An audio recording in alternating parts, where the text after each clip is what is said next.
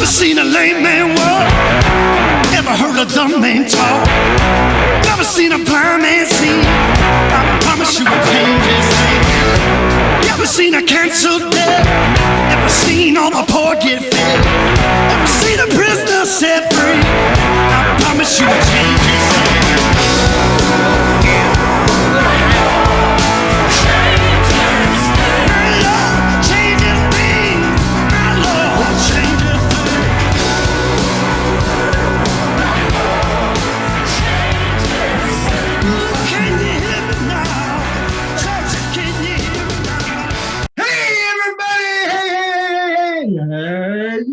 It's the Big C and Bigger T podcast coming at you a couple days late, but that's all right. I know who's counting anyway.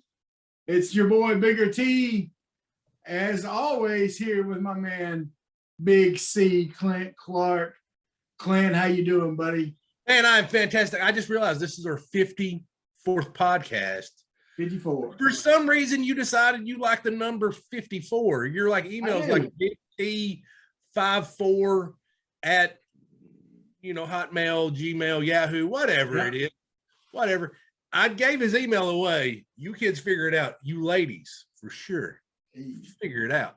Inbox is open. Inbox wide open. Wide open. He checks his spam every now and then. You know why I picked 54? Why is that? Robert Tractor Trailer. Oh yeah. From I Michigan. gained mad respect for him when he was in the game going up for rebounds. And he's going up for a rebound and keeps tipping the ball up and his pants fell down. I'm like, there's a big man I can respect because he played for Michigan, right? I got that right. Huh? He played for Michigan. Okay. It's like and he he's just a big guy that can, play good. And that was when I was playing a lot of 3-on-3 tournaments. So I started using 54. And my first jersey I ever owned was a Dallas Cowboy jersey when I was a little kid. My uncle gave it to me. And it was Randy White, number 54. So that's why I use 54. It's also the year my mom was born. Oh, okay. That's an interesting fact. That's the year. Yeah, no, me and Anna were watching Winning Time today, and it's like it's amazing how my messed up brain works because we'll both admit I've got a messed up brain. Oh yeah. 100. Yeah, like Gabe's out there listening. Like, yeah, he sure does. 100%. Totally jacked up. Yeah, we're watching Winning Time today, and it's the first episode that you see Pat Riley, and I look at Anna and I said, "Hey, Pat Riley went to Kentucky." He was on the team that lost to Texas Western. That lost to Texas Western with the first All African American lineup. Yeah, it's like just starting lineup. How do you? He goes, "How do you know this crap?" I don't know. Yeah. I'm a cesspool of useless information. I don't know. I mean, the fact that no one cares that I know that. Yeah, that's right. That's right. Man, we had a good weekend. We got together, had some food. What was that appetizer called? Devils on Horseback. Yeah, we rode that horse. Yeah, we're just like, make them bottomless, y'all. Like, devil, just move over. Because I'm riding this shrimp with a jalapeno wrapped in bacon, deep fried, and dipped in some good Asian sauce. Cool. Man, so good. So what did you get? What did you get to eat over? We went to Walk-Ons, by the way, which is partially owned by Drew Brees, who went to Purdue. It was drafted. We were there during the Razorback game. I believe he was drafted by the first pick in the second round. That's right. By the San Diego Superchargers. No, I forget what it was called. It had kind of a weird name, but what it was it had rice, had blackened catfish. Yep. Crawfish etouffee poured over it, and then some fried crawfish tails sprinkled on top of that. Excellent. Oh, I've gotten that before. I don't know what it's called either, but it is excellent. Excellent. And then for dessert, There is no way this has any health. Like when it like if you read the like what health benefits does this dessert have, it would just slap you in the face and say none, you idiot. It'd be like the warning label that people want to put on cigarettes, just a skull and cross. Exactly. Yeah. What it says, I had the bread pudding made from Krispy Kreme donuts. Oh yeah, no, I've no, it's yeah. Like no, I love bread pudding, and normal bread pudding's made from just old bread, and then you mix in all the other good stuff, sugar and all that stuff with it, right? So it's usually pretty sweet. No, like the sauce for this bread pudding is the glaze for the donuts. Man, it was pretty good. Yes. It looked amazing. See, and I've learned my body when it says, okay, enough. Yeah. Don't keep pushing it. So okay, I got the turkey burger because I'm like, okay, because like you said, we made the Devils on Horseback pretty much bottomless. Yeah. So and they're not small shrimp. I mean, they're huge. It's like you know, it's like they've injected that thing with whatever. Well, I didn't finish my entree. Yeah. So I love sweet potato fries, which is funny about that. If you'd asked me 5-10 years ago if I like sweet potato fries, I'd been like, no. Yeah. Then I tried them one day because as adults we can say we don't like something without ever trying it. Yeah. It's like I don't like it. Have you ever had it? Like no, but I don't like it. Yeah. So so I just got the turkey burger because I'd ate so many Devils on Horseback. But you know that turkey burger, as far as the stuff that was on it, was probably the burger that I liked the best. Yeah, the smoked Gouda. Yeah, it was. Yeah, it had that smoked Gouda on it. Yeah, I bet that was good. Now Claude and Branscombe, they both had the surf and turf burger. That was it looked amazing. Yeah. Like because I give myself one meal a week where I eat whatever I want. And it was that meal, but it's like part of the reason I didn't get dessert because I knew like if I got a dessert, I'm going to be miserable. Well, like I'm full. If I eat anything else, I will be miserable. And I was in heaven there because you know you have good food. I was able to watch. I had the Razorback game, had the other Final Four games on, or the NCAA tournament game, had the wrestling championships on. So, you know, there's always something going on. Had the Razorback Kentucky game. You know, that's a good segue. I don't know if you want to get into it yet, but that is a great segue to the Holy Schnikes moment of the week. Or we can talk about it while we're a couple of days late, too. Well, the reason I ate so much that night, Clint, is that I didn't eat anything all day. Yeah. Because I knew we were going to be there for a long time, you know, because we were there for 4 hours? Oh, yeah. No, it was a long time. So we ate a lot of food, but it was over like a 4-hour period. So anyway. And man, you got there. We are, you know, we do apologize for recording a day or two late here. My grandmother, Nanny, is what I normally call her. I talked about last week. If you didn't see the last week episode, I talked about her cooking. As far as I talked about some of the things she used to cook as for my last meal. Anyway, she passed away last Friday, and we've been expecting it. She'd been going down. So this is Wednesday when we're recording this, and this morning was her funeral. And Clint, when I left Thornton, where I live, you know, was packing up to go up there Saturday, I looked at the weather app and it said it was going to be 66 degrees at 10 o'clock on Wednesday. Right.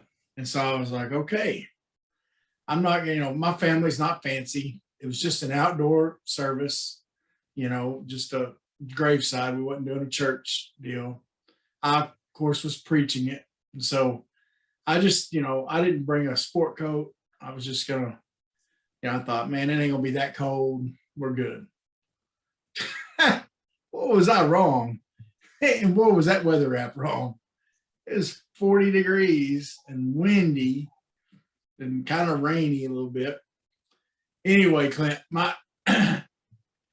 we had something really funny happen during the service. we're at Culpeper Mountain near Clinton, Arkansas. Okay. And we're at the cemetery there. And right next to the cemetery, a bunch of cow pasture, cattle everywhere. Right. Now, a lot of people put donkeys in with their cattle to help protect them against coyotes and stuff, protect the babies. Right.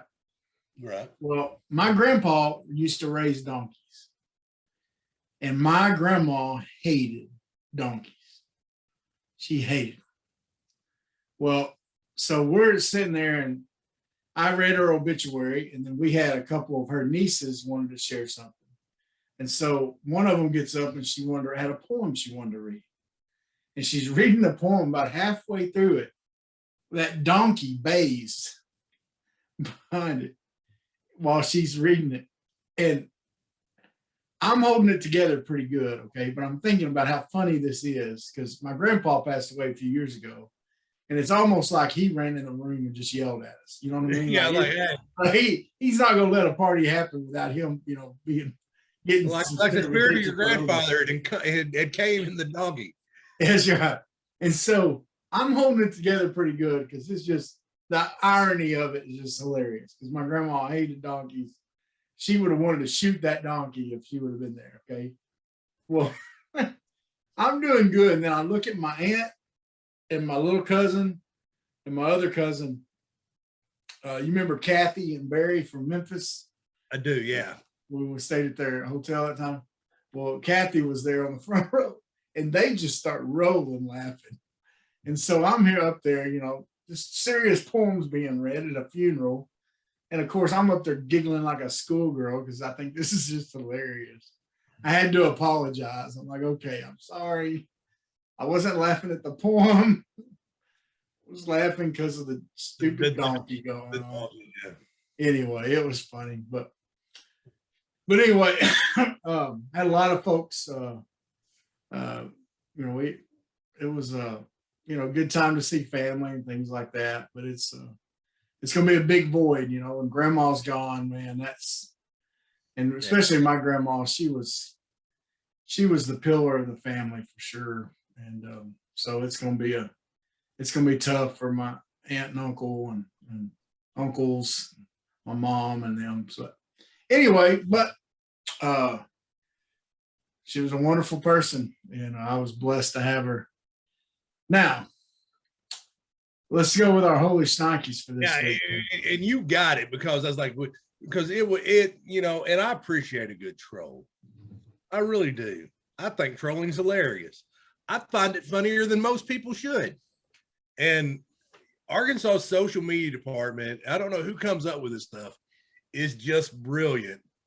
And they got Kentucky pretty good this weekend. That's right. So you want to say what it was? Because I can't remember it verbatim because you read it at walk-ons and it was something like a friend of mine was at the game and he texted me. It was Bo. Got with that on here before doing talking about baseball with us, and he said that he was at the game and at the end of the game, he said as the last batter for Kentucky walked to the plate, the announcer said, "Fans, we will be playing the remainder of the basketball game on the big screen for you Razorbacks who are still in the NCAA tournament." He said even the Kentucky players started laughing, didn't they? He said we're sitting right behind the Kentucky dugout. Even their players laughed. That's pretty good. Yeah, for those of y'all Razorback fans who are still in the NCAA tournament, as opposed to you Kentucky fans who are not. Did they say Kentucky fans are not, or they just leave it? No. And I've enjoyed trolling, posting the funny memes of the peacocks. Yeah. I mean, there's only one Razorback, but you know what? There's only one peacock. That's right. Well, there may be more. That leads me to a serious question. Yeah. Should Cal be under scrutiny? Should his job be questioned right now? And somebody tweeted out, and I don't remember who it was, and we were talking. So we ended up having this conversation at work the other day about you look at who he's coached. It's a who's who of the NBA. It really is. It's Anthony Davis, Karl Anthony Towns, John Wall. I mean, there's more and more. Marcus Camby, Derrick Rose. Derrick Rose. I mean, Malik Monk. He's got one national title. Yeah. I think if you gave Eric Musselman that talent, if you gave Coach K that talent, I'm just saying, I mean, they go to him because he gets them to the NBA. Yeah. At the end of the day, that's the goal. He's good. He's a good salesman that gets them there, but he is definitely underachieved as a coach. Well, I'm going to say it, and it may be bad for me to say, but I'm not real media, so I'm going to say it. They go to him because he gets them paid in college. No. He's a cheater. He's always been a cheater. He's still a cheater, I guarantee it. No, for sure. Look at the record, folks. He leaves UMass, sanctions. He leaves Memphis, sanctions. When he finally leaves Kentucky, there'll probably be sanctions. Yeah. Anyway, but yeah, I think it's kind of wild because he gets that. Think about it, he gets the #1 recruiting class, but he can't finish with it. So it's interesting that he's under pressure like that. Yeah. Now we got now did you see, now I know you're you like the Cowboys a little bit. I'm not a big Cowboy fan. Randy Gregory had agreed to a deal with the Cowboys. They had handshaked on it. They went to bed. Cowboys probably weren't going to sign anybody else at that position, and then Randy Gregory got another offer. Yeah. And it was exact same money.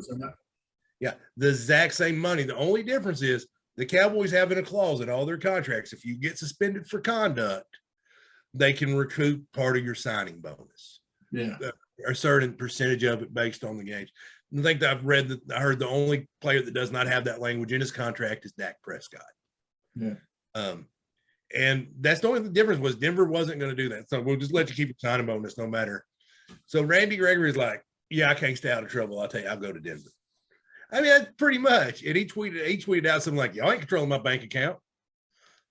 Well, and Randy Gregory, if you remember, he fell in the draft because I believe he had some issues and he'd been in trouble. And so that's why the Cowboys had to do that. They don't just do that forever. They do that because they take a chance on so many. They get better athletes, you know, but they take a chance on them because they're guys like him that, you know. But yeah, that's crazy. It's if I'm Denver, especially, you know, out there, man, I'm careful with him. Definitely careful with him. Hey, you think before the Super Bowl that Zach Taylor thought to himself, that number 99 that plays for the Rams, he might, maybe, could be a problem for us. It's somebody I need to pay attention to. I may have to pay attention to. I don't know who he is. Who? Once again, Clint, Urban Meyer proves there's a reason why people don't like him. He's so easily, he's got the perfectly slappable face. He does, man. He just, what is he thinking? Like, when you told me that, I hadn't heard about it. Yeah. You know, like I've been pretty distracted this week, and you told me about that, and then I went and looked it up too because I thought, man, maybe, I thought I was making it up. No, I didn't think you were making it up. I thought, well, maybe the reporter who's reporting it, you know, it was something to where they could have gotten it out of context or whatever. And he was just like joking about it or something. No. He really had no idea who Aaron Donald was. Who went to Pitt, by the way. How do you not know who Aaron Donald is? Yeah, I mean, he's the best player in the NFL. Defensive MVP. I mean, he just. I don't get it. I don't understand.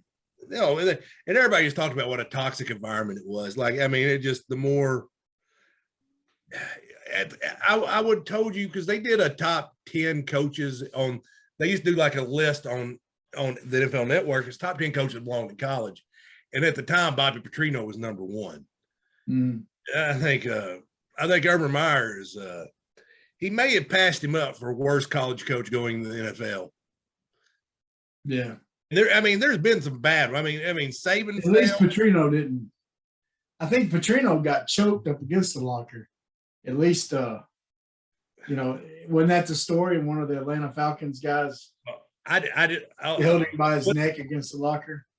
It wouldn't have shocked me. I think that was a story that came out. At least it wasn't. At least Petrino didn't kick his kicker. Yeah. I mean, kickers are fragile anyway. Yeah. Clint, tell us about this next one here. Yeah, one thing I wanted to go over real quick before we go over like our main subject of the day is Gable Stevenson. One thing I said that I like, as I've grown in jiu-jitsu and stuff like that, I've started watching a little amateur wrestling and tinkering with a little bit. I'm far from good, but Gable Stevenson in the past 3 years has won 2 NCAA championships, retired from amateur wrestling, signed a contract with WWE, plus the Olympic gold medal as a heavyweight. Wow. So 2 NCAA titles back to back and the Olympic gold. Pretty good. And he's hanging up the boots and putting on professional wrestling boots. Yeah. So he's going to he's kind of the guy that started the WWE NIL program. Oh, really? And now like they've signed, they're signing different guys because they want to groom their own guys and get the best. One of these days that'll be Dalton Wagner. Yeah. So they're helping them with a lot of stuff, and hey, who knows? Yeah. Learn, get yourself over, make a lot of money. But hey, the Razorbacks still dancing, baby. They're still dancing in the tournament so far. Let's start. We don't have to hit on these very long, but we started off playing Vermont. We were all nervous about Vermont a little bit. Yeah, everybody. That was the, as they call the sexy pick, the sexy upset pick. Yeah, was Vermont over Arkansas, and Vermont was tough. I didn't like the draw.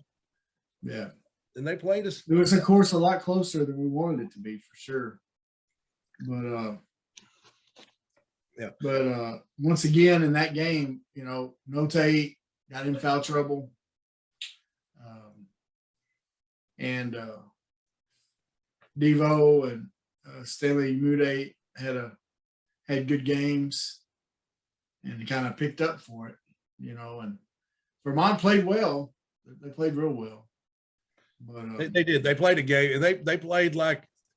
They played like a senior team. They really did. They kept it together, and In that game, I believe there was 9 seniors starting on the court.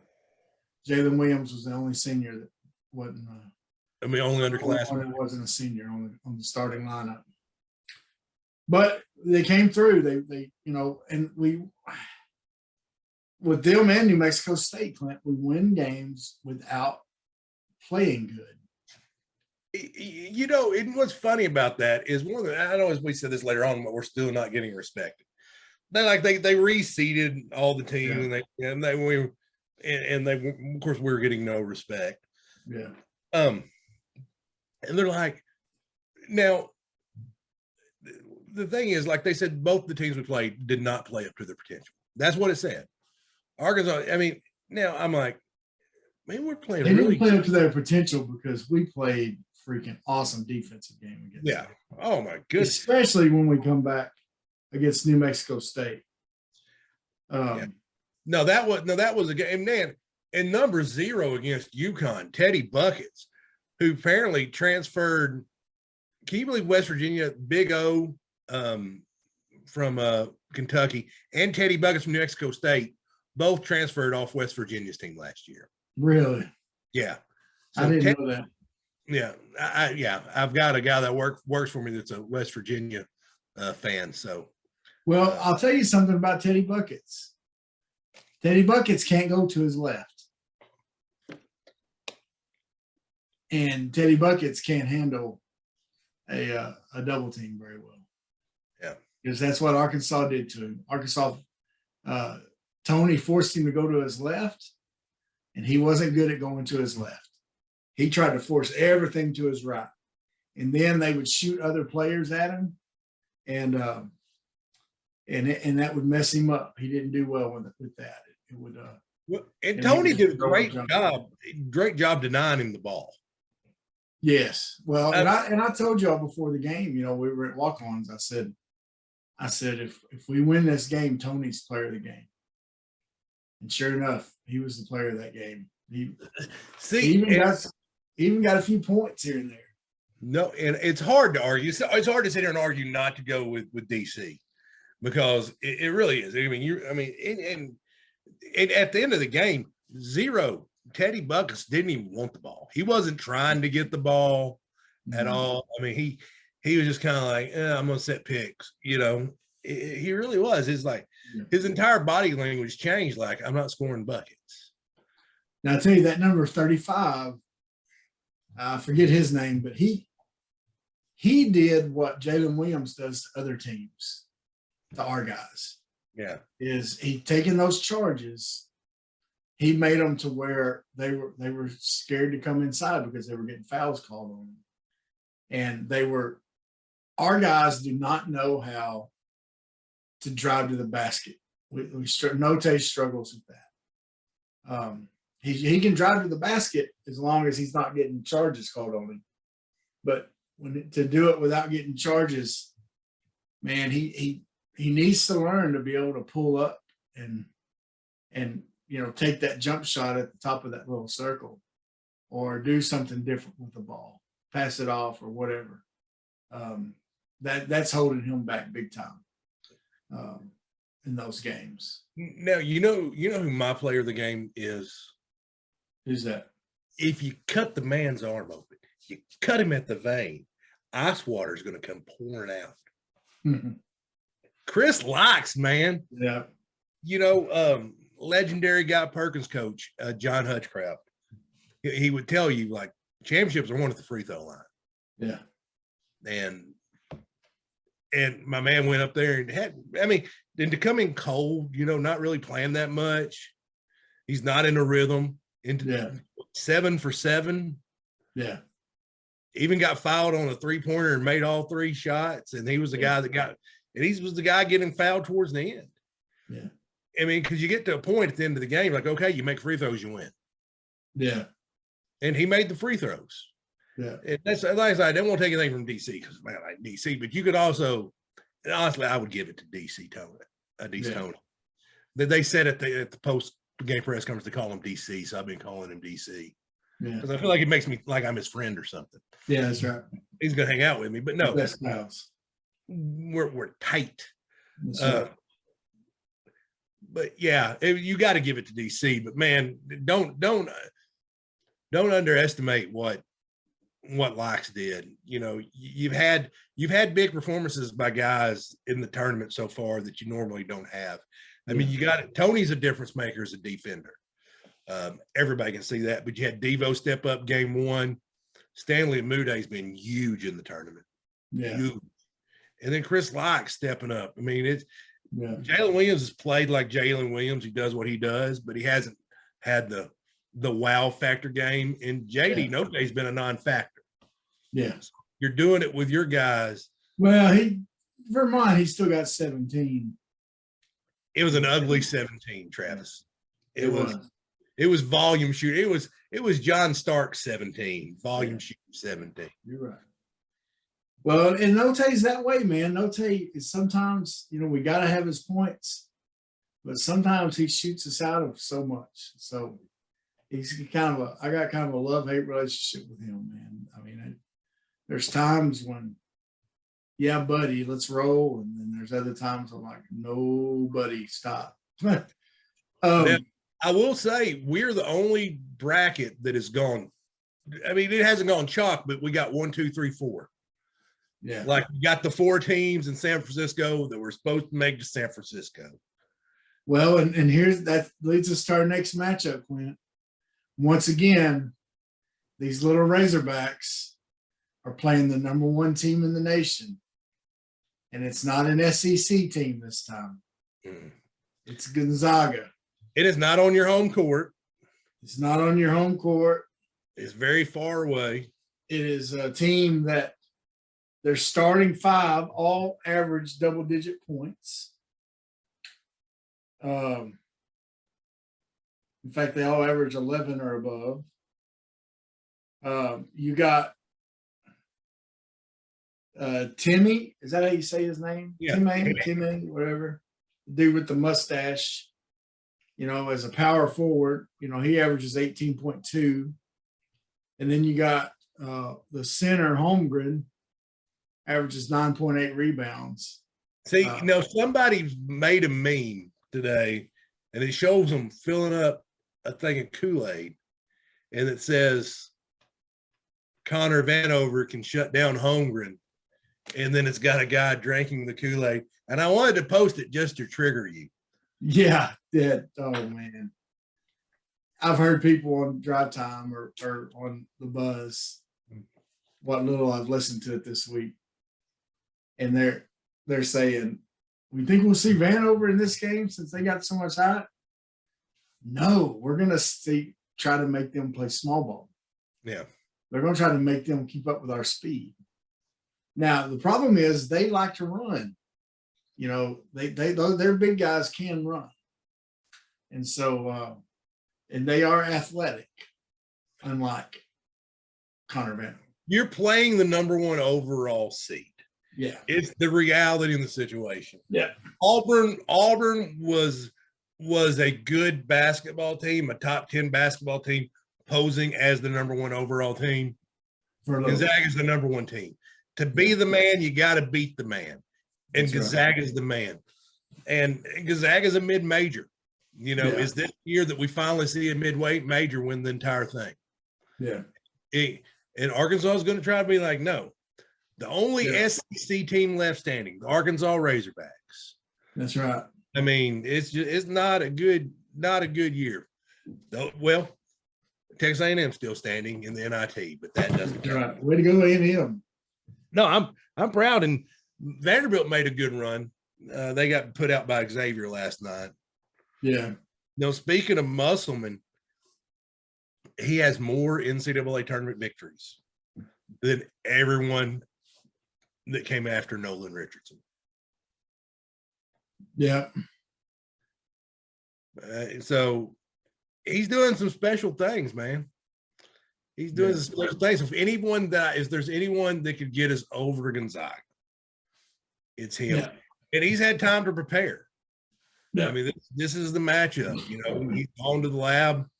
He's tried to figure it out. And him and Mark Few look like they could be cousins. They do. Like maybe their moms or sisters or something like that. But yeah. So now, so 15 seeds is now made to the Sweet 16. Yeah. Florida Gulf Coast was the first one, right? And I can't remember who put them out.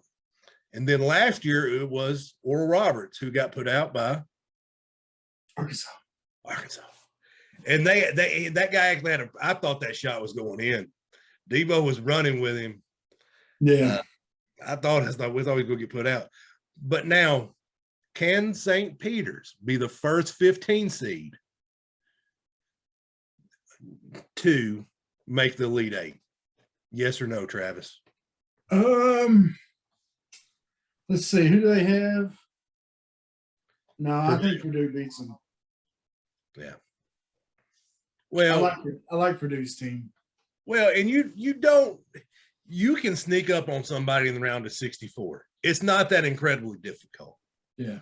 I mean, if you're Kentucky, you think the name on the front of your jersey is automatically going to beat the name on the front of that jersey. Yeah. Especially if you're playing St. Peter's. But when you get to the round of 16, you're not sneaking up on anybody. It is And I agree with you. I think Purdue gets them. Yeah. Yeah, I think so. So now, do you think it's just a matter of time before, like, I put on the outline a mid-major wins it, but what I really mean by that, how long, like, do you think a mid-major, like a Butler, like somebody that sneaks up on somebody, gets in there and wins it? Do you think it's a matter of time before? Because Gonzaga, yeah, they're mid-major in name only, because they're getting if you're getting 5-star recruits, you're no longer a mid-major. Yeah. Gonzaga's moved past mid-major level, I think.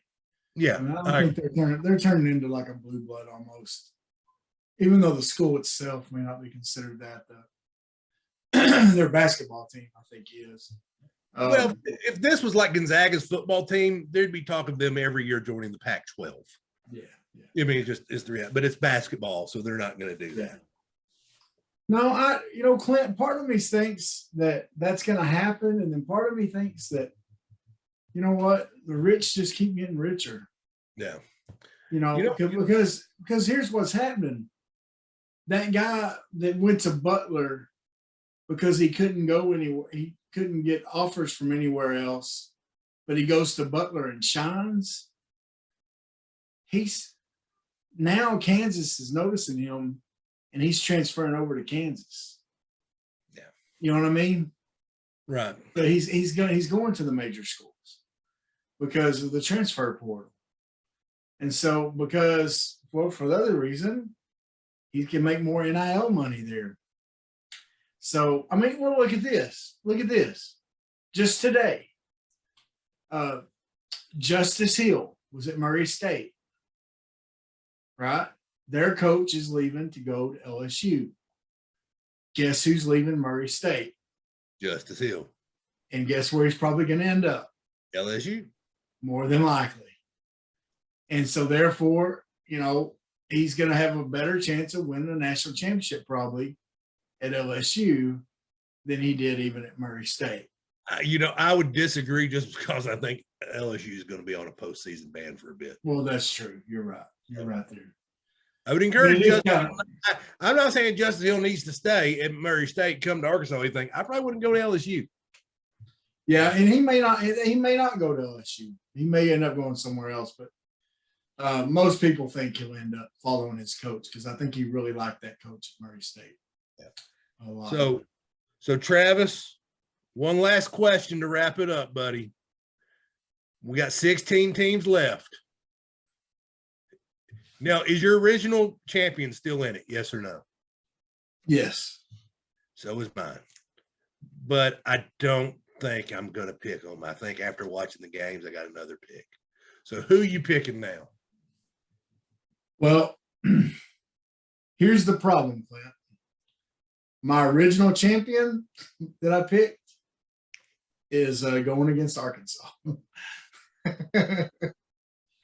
So I don't want them to win, but I had to be honest with myself, and I picked us to lose to them. Yeah. Now, as I look at who's left, I told you before I kind of like Purdue. I got to watch a little bit of Arizona. They're impressive.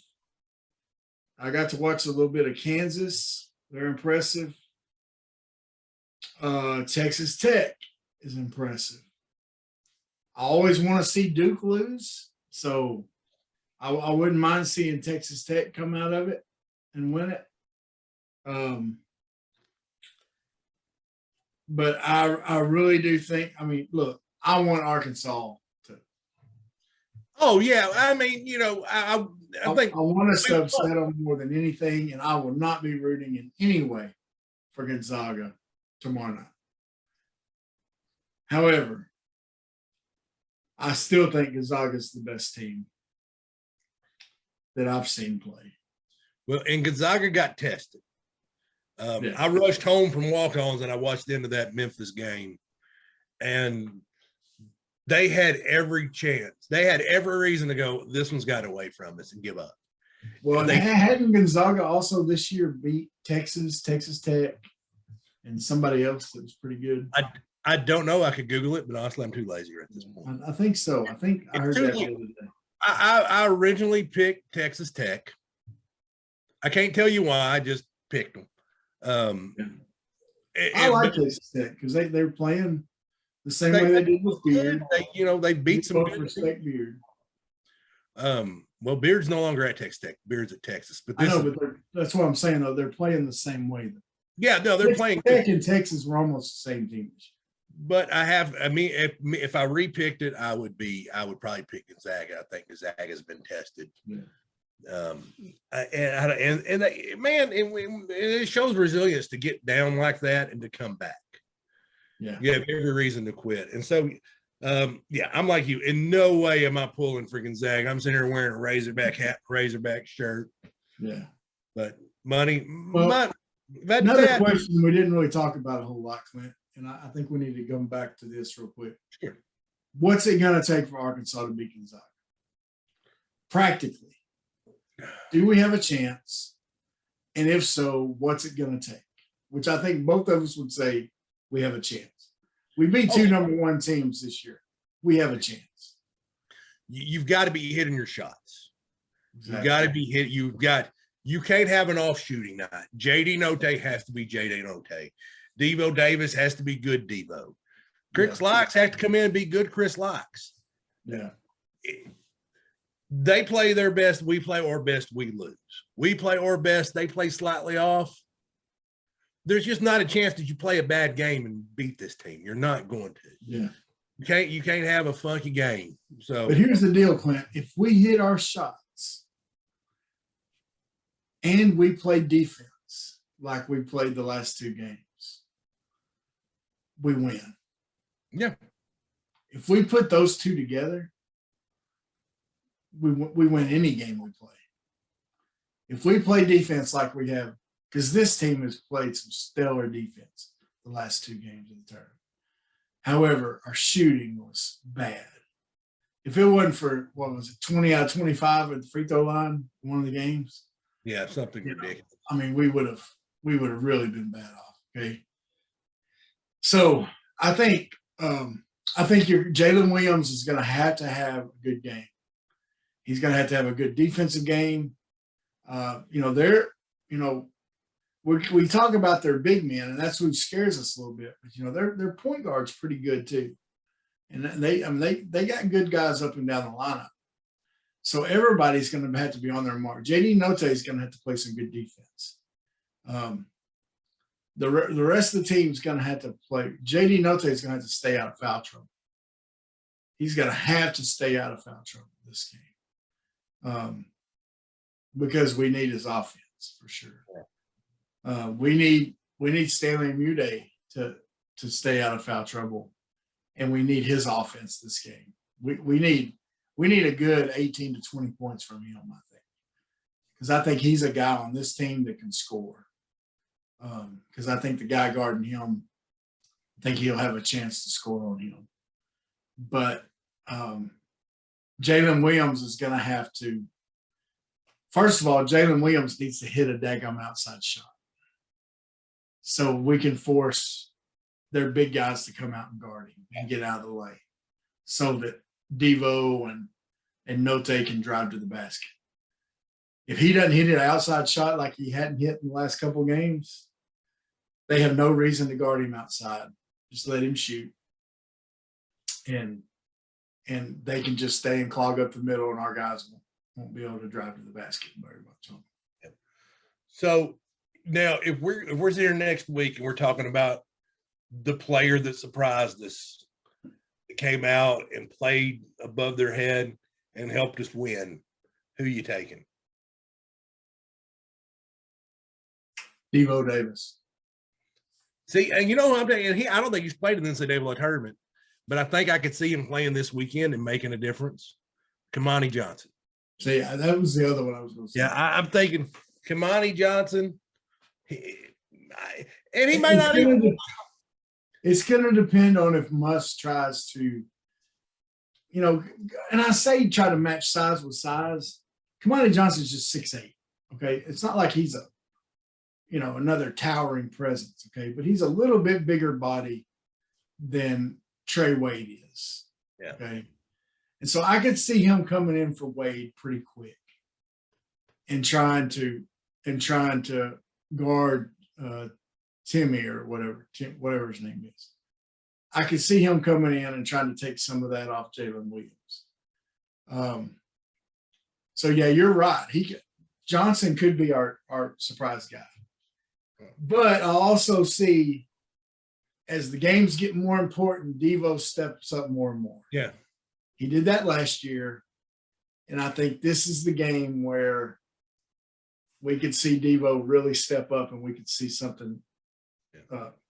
Everybody thinks he has something special in him. I think we could see it this week. Yeah. Oh, I know. I agree. He's got something special, and I can't wait to see it. I'm excited about the game tomorrow. I think I may even skip jiu-jitsu and come home and watch the game, but who knows? I had someone invite me over to watch it at their house, but this is almost one of those I kind of want to watch by myself because I'm going to be so into it. I don't want any distractions. No, and I see it, and I did an Outback boat party, and I kind of regret doing it because I couldn't rock in my chair. Like I get up and I'm rocking, I stand up and I let the recliner up, let the recliner down. I'm just all over the place. I'm antsy, and then I'm yelling at my TV, and I'm Marco Polo and you guys like, are you seeing this? Yeah, that's a good question we could ask for people to respond to. Would you rather watch the game with a group of people or by yourself, with a small group of people, or with a big group of people? Yeah, like a big house party type thing. See, I'm not the house party one. Now, at walk-ons the other night was really cool. That was fun. But all the TVs were on the game, and they were popping the sound from the TV through their speakers. We were calling the hogs, everything. Yeah. So that was fun. See, I'd rather watch it by myself or at a restaurant, but probably more likely. But like that was fun because it was with you guys. Yeah. But normally I'd like to be by myself. Yeah. Small house parties, they're fun. I mean, they're more for if you're not emotionally invested in the game. Yeah. Like when the Razorbacks play, I'm emotionally invested. Our church used to do Super Bowl parties, I hated them because I couldn't watch the game. I wanted to watch the game. Everybody be goofing off, half the people there didn't know anything about football. They didn't know, they didn't know who they were, like Urban Meyer. They didn't know who Aaron Donald was. And I'd be like, okay, come on, let's just, and I would end up recording it and then going home and rewatching it before I went to bed because I, wanted to actually see it. But anyway, well, folks, man, it's been great having y'all on here this week. Root on those hogs.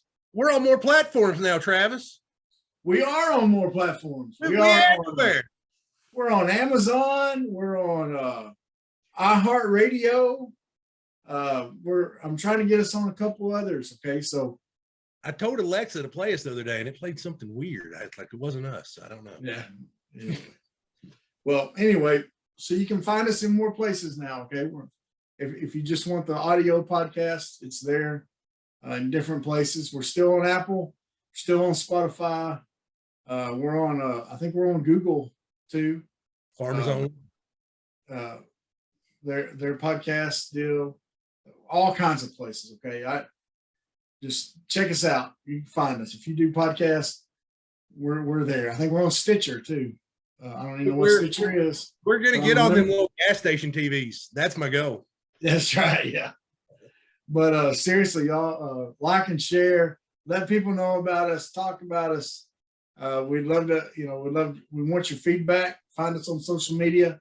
Follow us on Instagram. Send us messages, whatever.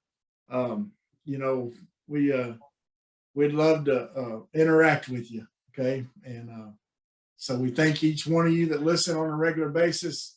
That's why we do this. And we appreciate it. We enjoy it. Clint, man, it's been great. Clint's moved. I know that's why I look like a prison background.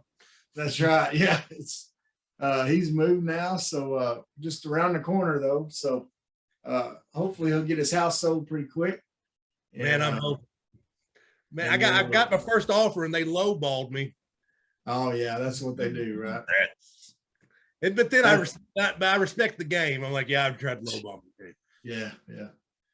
Well, man, have a good week. Root on those Hogs. We'll be. Beat the Zags. I don't care if it does mess up my bracket. I ain't scared. I ain't scared. Sweat, work, filthy, dirt, harvest, hurt, kingdom come. Sweat, work, filthy, dirt, harvest, hurt, kingdom come. Listen, that's why I sweat when I work. My hands get filthy down in this dirt. Won't see no harvest till I hurt. Crying your kingdom come. Listen, I wake up in the morning, I bow my head to pray. Mama told me if I don't, ain't nothing gonna change. These prayers breaking up hard ground so I can sow the seed. Ain't afraid of no aches and pain. Lord knows I gotta follow his lead. That's why I sweat when I work. My hands get filthy down in this dirt. Won't see no harvest till I hurt. Crying your kingdom come. Oh, I sweat when I work. My hands get filthy down in this dirt. Won't see no harvest till I hurt. Crying your kingdom come. Sun beating down so hard, I can barely breathe. Hard to sing a joyful song that works.